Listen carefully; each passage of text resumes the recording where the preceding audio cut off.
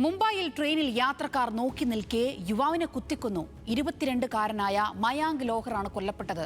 ട്രെയിനിന്റെ വാതിൽ അടയ്ക്കുന്നതിനെ ചൊല്ലിയുള്ള തർക്കമാണ് ആക്രമണത്തിൽ കലാശിച്ചത്. കൊലയ്ക്ക് ശേഷം കടന്നുകളഞ്ഞ പ്രതി റോഷൻ സുവർണയെ പോലീസ് പിടികൂടി.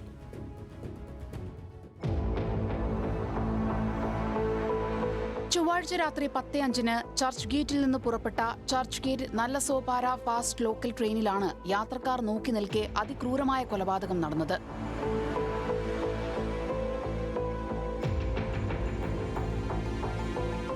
അന്തേരിയിലെ ജോലി കഴിഞ്ഞ് വീട്ടിലേക്ക് മടങ്ങുകയായിരുന്ന മയാങ്ക് ലോഹർ ട്രെയിനിന്റെ ഫസ്റ്റ് ക്ലാസ് കമ്പാർട്ട്മെന്റിലായിരുന്നു യാത്ര ചെയ്തിരുന്നത്.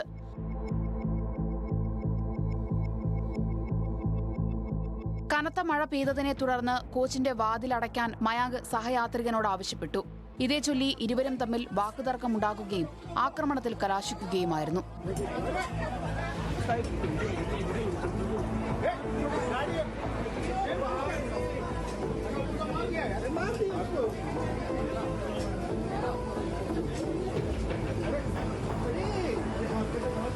ഇതിനിടെ പ്രതി കയ്യിൽ കരുതിയിരുന്ന മൂർച്ചയേറിയ ആയുധമെടുത്ത് മയാങ്കിന്റെ വയറ്റിൽ ആഞ്ഞുകുത്തി.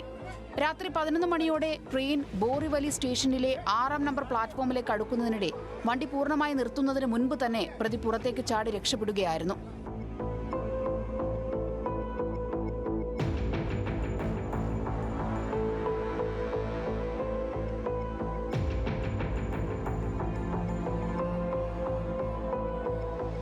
വിവരമറിഞ്ഞ മിനിറ്റുകൾക്കകം RPF ഉദ്യോഗസ്ഥരും മെഡിക്കൽ സംഘവും കോച്ചിലെത്തി മയാങ്കിനെ പുറത്തെടുത്തു. സ്റ്റേഷനിലെ എമർജൻസി മെഡിക്കൽ റൂമിലെത്തിച്ച് പരിശോധിച്ചപ്പോഴേക്കും മയാങ്ക് മരണപ്പെട്ടിരുന്നു. മൃതദേഹം പിന്നീട് തുടർ നടപടികൾക്കായി കാന്തിവലിയിലെ ശതാബ്ദി ആശുപത്രിയിലേക്ക് മാറ്റി.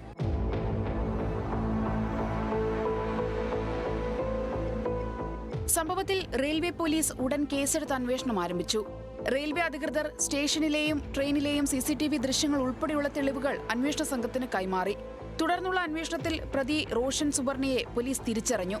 തുടർന്ന് നടത്തിയ തെരച്ചിലിൽ പോലീസ് കുർളയിൽ നിന്ന് പ്രതിയെ വലയിലാക്കുകയായിരുന്നു. പ്രതിക്ക് അർഹമായ ശിക്ഷ ലഭിക്കണമെന്ന് മയാങ്കിന്റെ കുടുംബം പറഞ്ഞു.